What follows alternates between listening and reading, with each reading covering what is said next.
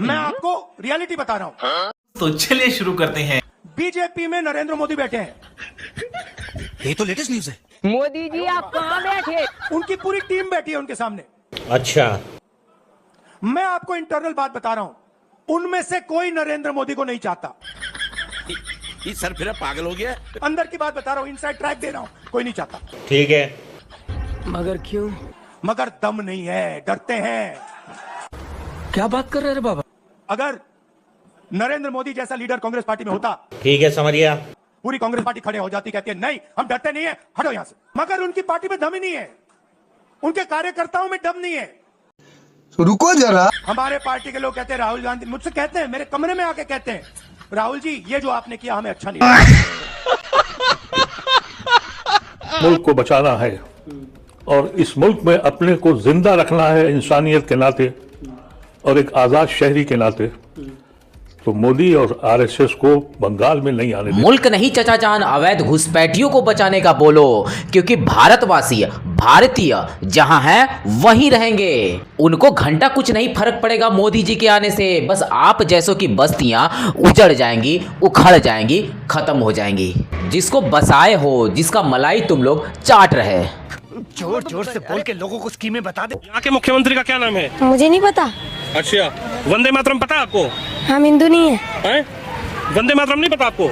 नहीं। अच्छा, राष्ट्रीय गान पता है? अरे भाई वो बोल रही ना कि वो हिंदू नहीं है, तो फिर प्रधानमंत्री, मुख्यमंत्री, वंदे मातरम, इन सब चीजों से उसको क्या लेना देना? उसको तो बस पता है कि अपने 24 बच्चों का राशन सरकार से कैसे फ्री में लेना है, दूसरे के जमीन को कैसे कब्जा करना है, बस यही सब उसको पता। ये बड़ी अच्छी बात कही आप। और उसके बाद जब प्रशासन की कार्रवाई होगी तो ऐसे मानसिक रोगी बिलों से बाहर निकलना शुरू करेंगे और बोलेंगे कि मोदी आया तो देश खतरे में हो जाएगा।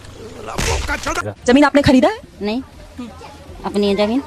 अपनी है जमीन, मतलब खरीदा होगा तभी तो अपनी होगी। खरीद का ऐसे ही घेरी आके, मतलब जमीन खाली थी, आके घर बना लिया, अपनी हो गई। ऐसे होता है? और अपने पड़ोस में किसी की जमीन खाली हो, उसमें जाके घर बना के रहने लगेगा, कोई रहने देगा? ऐसे कौन रहने देगा? तो यहाँ पे कैसे कोई रहने देगा?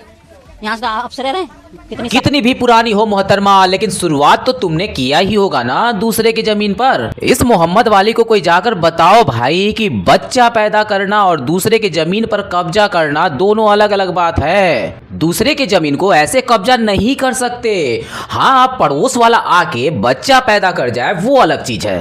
बड़े खतरनाक लोग हैं। यहाँ कागज दिखाना पड़ता है, कागज की जरूरत होती है, और बच्चा पैदा करने के लिए तुम वहां भागकर चली जाओ या वो तुम्हारे छत पर कूदकर आ जाए, प्रोडक्शन तो बाद में हो ही जाएगा।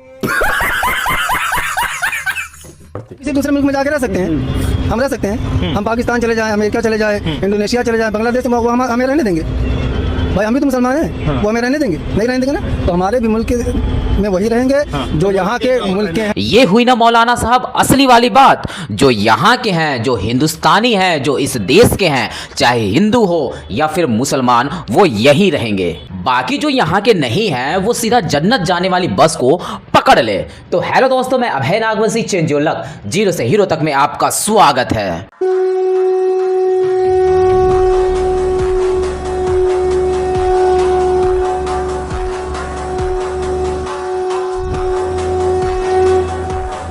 दोस्तों, दिल्ली में कांग्रेस एंड सन्स पार्टी की एक रैली चल रही है रामलीला मैदान में, जिसमें वोट चोरी का मुद्दा उठाया जाएगा। और इस मुद्दे में ना तो सर है ना तो पैर है, लेकिन फिर भी उठाया जाएगा।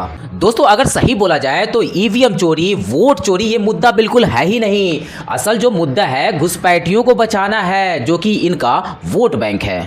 हमारे यहाँ ऐसा ही होता है, क्योंकि संसद में तो पूरी मौके मिले थे मुद्दा को उठाने को, लेकिन पप्पू मियां भाग निकले। आइए उस पर भी थोड़ा नजर को डाल लेते हैं। एसआईआर पे तो एक्रिमोनियस चर्चा हुई और मुझे तो काफी अच्छा लगा, क्योंकि दोनों डिबेट्स में हमने मतलब धज्जियां उड़ा दी उनकी। आपने अमित शाह को देखा होगा, डिस्टर्ब, गाली तक दे दी सदन में, तो मेंटली डिस्टर्ब थे, प्रेशर में थे। और उसका रीजन है क्योंकि वो वोट चोरी में मतलब पूरा का पूरा ढांचा इन्वॉल्व है।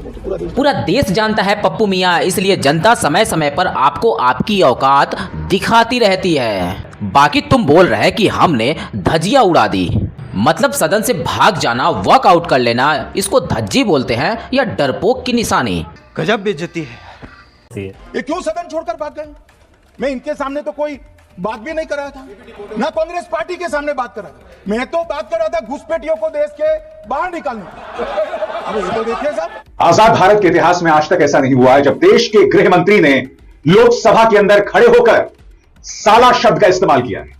सबसे पहले तो मैं अपने दर्शकों से माफी मांगना चाहूंगा क्योंकि मैं अपने मंच पर कभी भी अपशब्दों का इस्तेमाल नहीं करता हूं, मगर कल सदन के अंदर इस शब्द का इस्तेमाल किसी और ने नहीं, देश के गृह मंत्री ने। अरे भाई ये तो बहुत ही बड़ा मुद्दा बन गया कि आखिर गृह मंत्री ने साला कैसे बोल दिया। अरे अपने बिधूड़ी अंकल होते ना तो अच्छे से समझा देते। खैर कोई बात नहीं चमचो, इतना तो बर्दाश्त करना ही पड़ेगा क्योंकि अभी सार ही साला होता है, जाकर पता कर ले। वो कहते हैं ना कितना भी छुपाने की कोशिश करो असली रंग असली प्रवृत्ति बाहर आ ही जाती है। और आज अमित शाह जी के साथ भी कुछ ऐसा ही हुआ। बोल रहे थे सदन में इलेक्टोरल रिफॉर्म्स पे, एसआईआर पे, वोट चोरी पर, और गाली गलौज पर उतर आए, साला शब्द का प्रयोग कर दिया। मुझे तो देखकर बड़ा दुख हुआ कि जिस कुर्सी में कभी लौह पुरुष सरदार पटेल बैठते थे, आज वहां पर एक ऐसा व्यक्ति बैठा है जो अमर्यादित असंसदीय शब्दों का प्रयोग कर रहा है, साला जैसे शब्द बोल रहा है। और सभापति महोदय ने आपको टोका। अरे मेरी गाली वाली बाई, टोकने की जरूरत थी ही नहीं। मोटा भाई के मुंह से जैसे ही शब्द ये निकला, उन्होंने तुरंत बोल दिया कि इस शब्द को काट दिया जाए। ये एक ऐसा शब्द है जो फ्रेंड सर्कल में आसपास में बोले ही जाते तो मुंह से निकल जाना एक स्वाभाविक सी बात है। बात तो सही है।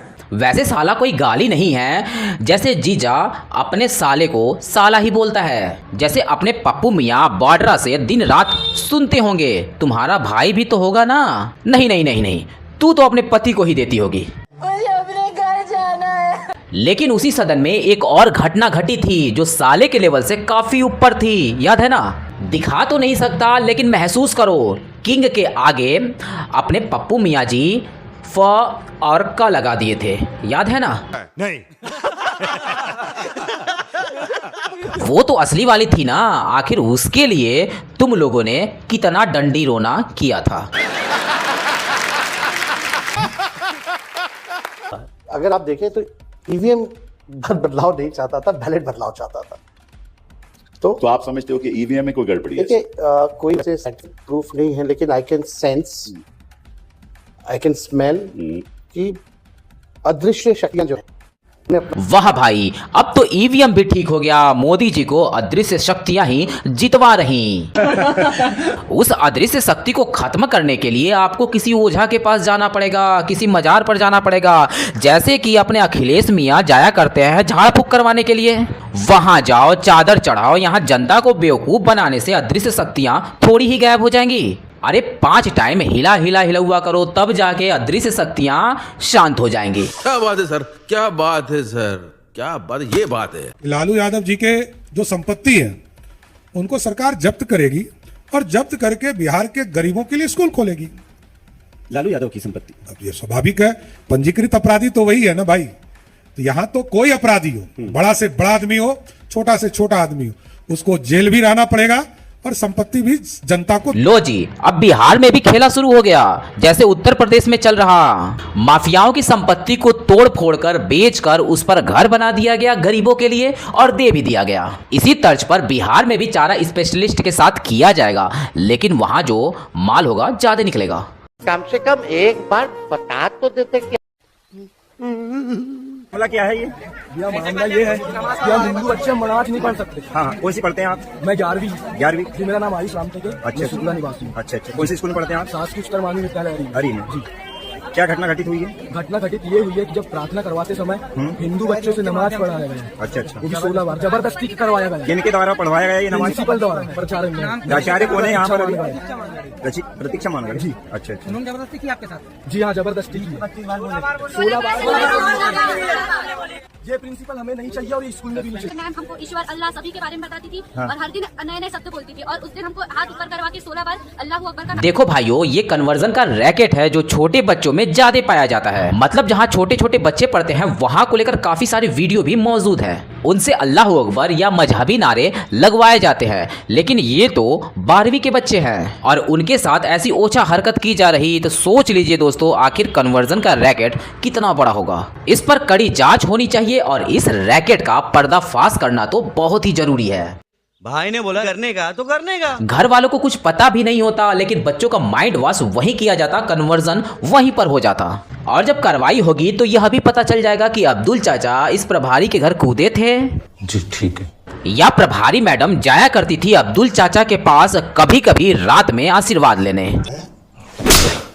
हम और आप हिंदुस्तान के नागरिक हैं, किसी राजा की प्रजा नहीं। और हमें नागरिक बनाने का जो सबसे बड़ा अधिकार है वो वोट का अधिकार है, जो हमें ताकत देता है कि हम अपने सत्ता के हुक्मरानों से सवाल पूछ सके, सरकार को कटघरे में खड़ा कर सके, और जब पसंद ना आए तो सरकार को निकाल बाहर। बिल्कुल जलेबी बाई उखाड़ फेंको सत्ता, जैसे तुमने दिल्ली और बिहार में फेंका था। दोस्तों गाली वाली मैडम अर्ली मॉर्निंग ही रामलीला मैदान में पहुंच गई पप्पू लीला देखने। लेकिन इस वीडियो में आप लोग उनकी लीला नहीं देख पाएंगे, क्योंकि आज तो उनके चमचे ही उनकी लीला देखेंगे। कहना क्या चाह रहे हैं भाई आप? लेकिन अगले वीडियो में दिखाऊंगा कि आखिर क्या क्या किया था हमारे पप्पू मियां ने। आई होप मेरी तरह आप सभी लोगों को बेसब्री से इंतजार होगा, क्योंकि पप्पू मियां की कॉमेडी का बात ही कुछ अलग होता। खत्म। दोस्तों तो कैसी लगी आज की वीडियो, और आप इस चैनल पर कहां से जुड़े हैं हमें कमेंट बॉक्स में रिप्लाई करना बिल्कुल भी ना भूलें। वीडियो अंत तक देखा तो उम्मीद करता हूं कि पसंद तो जरूर आई होगी, इसलिए लाइक करें और अपने दोस्तों के साथ शेयर करना बिल्कुल भी ना भूलें। तो मिलते हैं आने वाले नए वीडियो के साथ, तब तक के लिए जय हिंद जय भारत, वंदे मातरम।